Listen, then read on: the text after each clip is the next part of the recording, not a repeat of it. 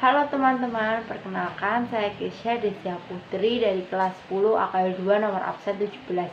Di sini saya akan mempresentasikan materi berjudul kompetensi personal dalam bidang akuntansi. 1. Pengertian kompetensi. Menurut KBBI, kompetensi adalah kemampuan atau kecakapan. Sedangkan berdasarkan surat keputusan Mendiknas nomor 45 tahun 2022, kompetensi adalah seperangkat tindakan cerdas penuh tanggung jawab yang dimiliki seseorang sebagai syarat untuk dianggap mampu oleh masyarakat dalam melaksanakan tugas-tugas di bidang pekerjaan tertentu. Kemudian, dalam rumusan yang lain, kompetensi merujuk pada keahlian atau pengetahuan sehingga dapat meningkatkan kinerja yang unggul. Kompetensi terbentuk melalui individu atau organisasi, keterampilan dan kemampuan, serta menyediakan kerangka kerja untuk membedakan antara kinerja yang rendah dengan kinerja yang luar biasa. Kompetensi dapat diterapkan pada organisasi, individu, tim, dan pekerjaan serta tingkat fungsional. Kompetensi merupakan kunci untuk efektivitas dalam pekerjaan. Yang nomor 2 adalah jenis kompetensi. Kompetensi dibagi menjadi 3 jenis. Yang pertama, core competency atau kompetensi utama.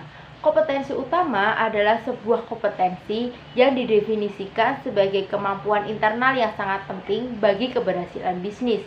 Kompetensi ini mendefinisikan tentang nilai-nilai organisasi yang paling dipahami oleh kebanyakan orang. Yang kedua, threshold competition.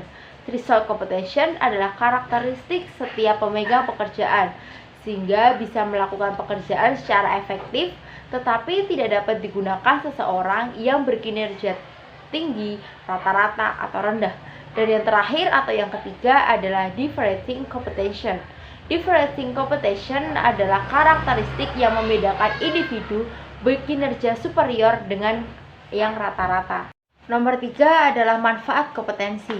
Yang pertama, kompetensi merupakan cara terbaik untuk memahami kinerja dengan cara mengamati apa yang sebenarnya orang lakukan untuk berhasil daripada mengandalkan asumsi-asumsi yang tidak jelas. Yang kedua, cara terbaik untuk mengukur dan memprediksi kinerja adalah dengan menilai apakah individu memiliki kompetensi yang diharapkan. Yang ketiga, kompetensi dapat dipelajari dan dikembangkan. Yang terakhir atau yang keempat, kompetensi dapat dilihat dan diakses. Manfaat kompetensi sendiri dibagi menjadi 3, yaitu manfaat kompetensi bagi organisasi, manfaat kompetensi bagi industri, serta manfaat kompetensi ekonomi daerah dan nasional. A. Manfaat kompetensi bagi organisasi.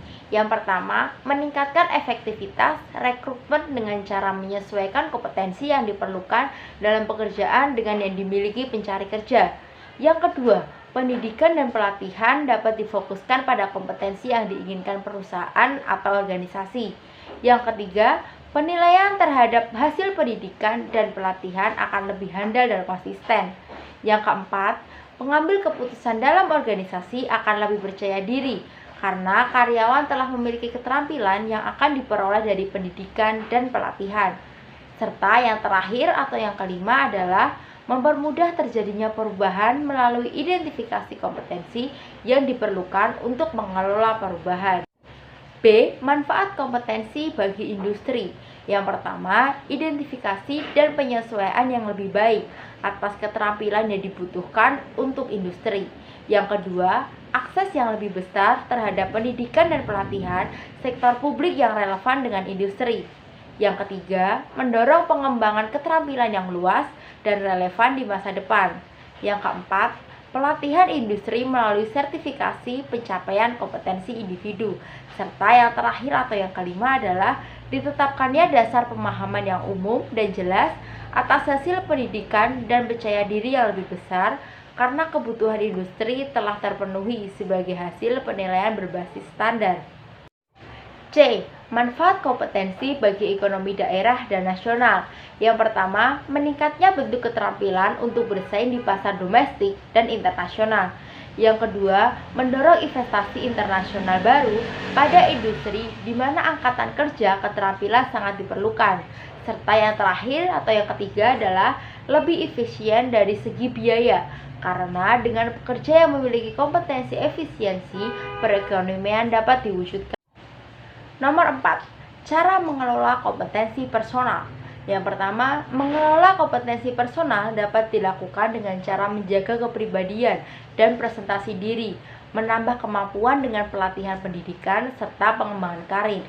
Kemudian, kompetensi personal adalah kemampuan atau kecakapan seseorang untuk berkinerja.